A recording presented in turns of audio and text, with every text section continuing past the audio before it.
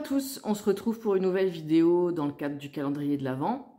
Et aujourd'hui, on va parler film. Pour tout ce qui est téléfilm ou tout ce qui est streaming, il y a une vidéo à part dans le cadre du calendrier. Mais là, aujourd'hui, on va vraiment parler film. J'en ai pour vous 7. Alors en fait, il y en a plus que 7, mais vous allez comprendre. Et ça, ce sont ceux que je regarde chaque année. Mais vraiment, chaque année, je les regarde.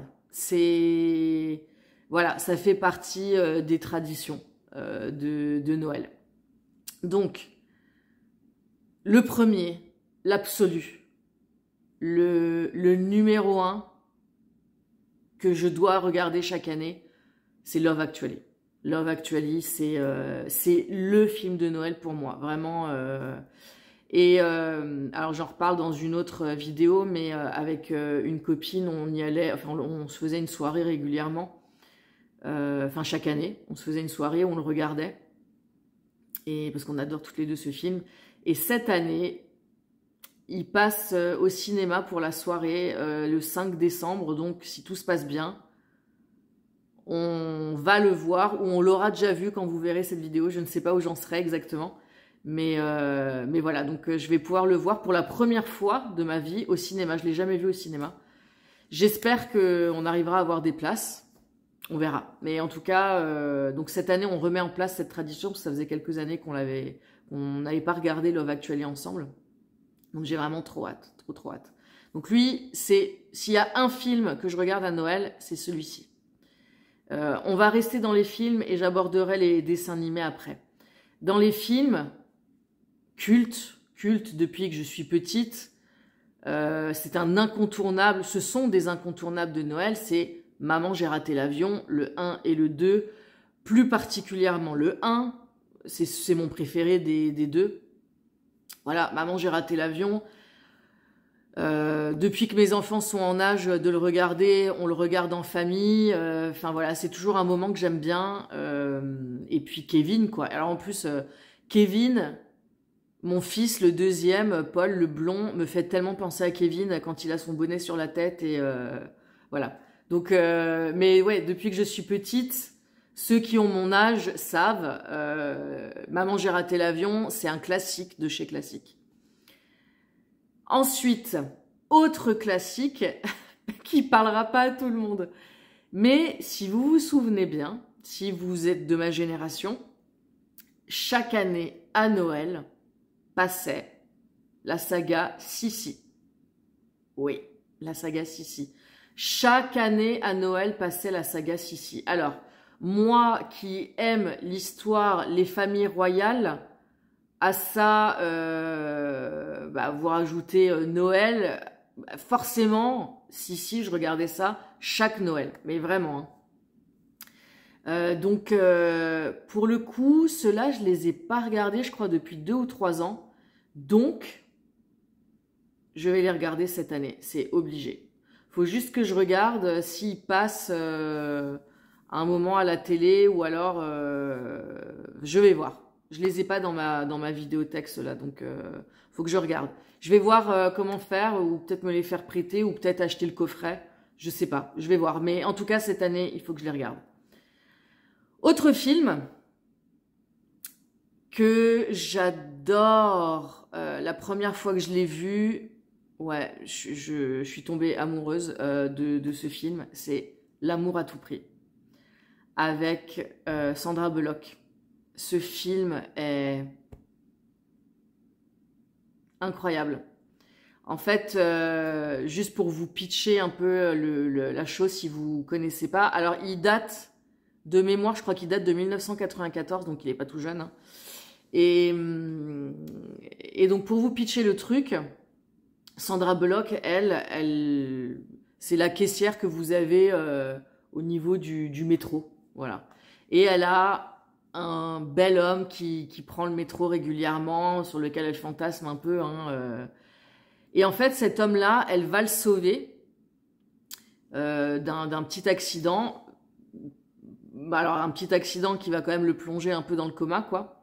Et quand elle va arriver à l'hôpital avec lui, on va lui demander qui elle est, et en fait, le personnel soignant va en déduire qu'elle est la fiancée de cet homme. Et elle ne va contredire personne, parce que comme ça lui permet d'avoir des nouvelles de lui, jusqu'à ce que sa famille, elle lui arrive. Le personnel soignant la présente comme la fiancée du gars dans le coma. Et tout le monde est un peu choqué en disant « mais il nous a rien dit, il nous dit jamais rien, voilà ». Et donc il y a tout un quiproquo qui va se passer comme ça. La famille va vouloir l'intégrer parce que c'est la fiancée de cet homme. Et cet homme a un frère qui au départ est un peu méfiant avec elle. Et en fait, ils vont se rendre compte, en fait c'est avec le frère qui n'est pas dans le coma on sent que voilà, il y a une attraction entre les deux. Il est beau ce film, il est dans la magie de Noël parce qu'il se passe à Noël, hein, donc à Chicago. Il y a de la neige, il y a des décos de Noël, ils boivent du lait de poule. Il n'y a pas de scène voilà. Hein. On est vraiment sur un film gentil de Noël. Mais qu'est-ce que j'aime ce film. Vraiment, je l'adore ce film. Et pour finir, au niveau des films, il y en a un autre que j'adore, c'est Esprit de famille. Avec... Alors ça y est, maintenant j'ai un trou de mémoire. Celle qui joue Carrie Bradshaw dans Sex and the City. Bon, écoutez. Je ne sais plus. Sarah Jessica Parker. Voilà. Et elle est fiancée avec un homme, donc elle c'est une citadine de la ville, voilà, toujours habillée, chic et tout. Et elle arrive dans la famille de son fiancé pour Noël, et ça se passe pas super bien, hein, on va pas se le cacher, ça ne se passe vraiment pas très bien, et je vous en dis pas plus. Cet homme-là, son fiancé, a aussi un frère. À croire que c'est une constante dans les films de Noël. Mais ouais, j'adore aussi. J'aime vraiment... Parce que ça représente bien Noël tel que moi je me le représente en fait, tous ces films-là. Tout ce qui se passe dans les familles, les petites traditions, l'échange des cadeaux, les décorations, l'ambiance de Noël. C'est vraiment comme ça que moi je vois justement la période de Noël. Donc vraiment Esprit de famille, pareil, j'aime trop. Donc là, je vous parle vraiment des films que moi, qui font partie de ma liste de films pour Noël. Hein. Je vous parle pas parce que des films de Noël cultes, il y en a plein. Moi, je vous parle vraiment de ma liste à moi. Hein. Je viens de me rendre compte que j'ai oublié de parler d'un film qui est incroyable. Je viens de le voir sur mon ordi en fait et je ne comprends pas pourquoi je ne l'ai pas mis dans ma liste. Donc je reviens, je reprends la caméra et je recommence, enfin je le rajoute. C'est Last Christmas. Ce film, il est incroyable. J'ai été le voir au cinéma donc avec ma copine, toujours la même, hein, et j'ai pleuré, mais j'ai pleuré, si vous saviez. Mais j'ai pleuré autant de tristesse, de frustration et de joie. Voilà, c'est vraiment... Il est magnifique. Il est vraiment magnifique. Il est triste d'un côté, mais plein d'espoir de l'autre. Vraiment, je vous le conseille à 2000%. Et maintenant, on va aller dans les dessins animés. Et alors ça c'est comme Love Actually. C'est non négociable. Vraiment. On a La Belle et la Bête. Voilà, qui est mon Disney préféré depuis qu'il est sorti. Il est sorti, je crois que c'était 1993. Et alors, en plus, pour l'anecdote, je l'ai reçu en cadeau. J'ai reçu la cassette VHS en cadeau de Noël de la part de ma marraine à l'époque, qui n'habite pas du tout dans la même région que moi. Et donc, j'avais reçu ce colis. À chaque fois à Noël, quand j'étais petite, je recevais ce colis de ma marraine et j'avais tellement hâte. Et cette année-là, c'est l'année où il est sorti, je pense, hein, en VHS, je l'ai reçu à Noël de la part de ma marraine. Et en fait, je suis tombée amoureuse de ce dessin animé. Je pense parce que je m'identifiais pas mal à Belle, non pas parce que j'ai l'impression d'être un canon, c'est pas du tout ça. C'est que Belle, elle est plongée dans ses bouquins à longueur de journée. Voilà. Et je pense que c'est surtout par rapport à ça que je m'identifiais à elle, en fait. Hein. Mais ouais, La Belle et la Bête, c'est mon Disney préféré. Il y en a d'autres que j'adore, hein, vraiment. Je pourrais faire une fois une vidéo sur mes Disney préférés, mais le top du top, le top of the pop chez Disney pour moi, c'est La Belle et la Bête. Et deuxième dessin animé, Anastasia, qui n'est pas un Disney, que vous trouvez maintenant sur Disney+, par contre, hein, mais qui à la base n'est pas un Disney, qui est sorti en 1997, et quand il est sorti, non, je crois, La Belle et la Bête, c'était 92, 91 ou 92, je crois, et Anastasia, c'était en 97. Anastasia, j'ai été le voir plusieurs fois au cinéma, parce que moi, j'ai toujours adoré aller au cinéma, et à cette époque-là, de temps en temps, le lundi, c'était 25 francs. Ça nous rajeunit pas tout ça. C'était 25 francs le lundi. C'était le jour où c'était le moins cher, le cinéma. Et de temps en temps, j'y allais toute seule. Et Anastasia, j'ai été le voir plusieurs fois parce que j'adorais. J'ai écouté la BO des millions de fois. Je suis en amour de ce dessin animé, vraiment.